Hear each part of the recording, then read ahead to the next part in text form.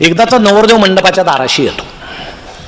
इकडं नवरीला मेकअप करण्याचं काम सुरू असतं आणि बाकीच्या कलवऱ्यांनी ठरवलेलं असतं आणलेली मेकअपची पेटी आजच्या संपवायची.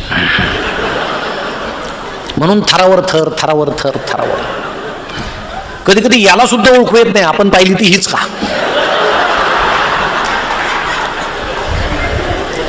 तो बारकाईनं पाहतो, अरे हीच आहे, काय अडचण. मला वाटलं फसवलं काय मला वगैरे.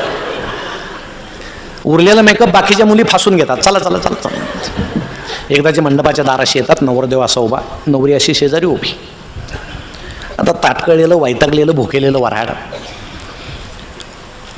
मुलांना भूक लागलेली, आई भूक आई भूक. आता हिलाच भूक लागलेली, तुला काय द्यायचं कुठं. ती पोराला सांगते जा तुझ्या बापाकडं. ते आपलं येतं पप्पा पप्पा. आता पोराला सार्वजनिक ठिकाणी सांभाळणं म्हणजे सोपं आहे का, प्रतिष्ठेचा विषय आहे. बापाही ओरडतो आहे चल जा तुझ्या आईकडं. ते बिचारा आईकडं कधी बापाकडं, त्याचा फुटबॉल होऊन जातो मध्ये. ते असं मध्येच ते हातात तांदूळ असतात, ते शालेय पोषण आहार असं टाकतं तोंडात. त्याचं पाहून काही मोठे टाकतात, चांगली आयडिया आहे. भूक लागलेली आहे. अहो तब्बल 2 तास होतात वैतागलेले.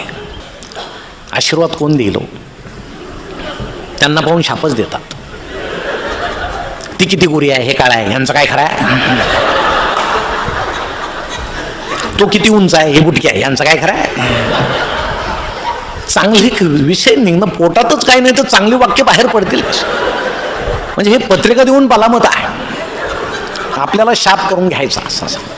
ते बिचारे असे उभे राहतात आणि मग आवरा आवरा सुवासनी आता ओळतील म्हणून सुवासनी आता त्यांच्यात काहीतरी कुजबूज सुरू असते, ते काय आपण ऐकायची नसते.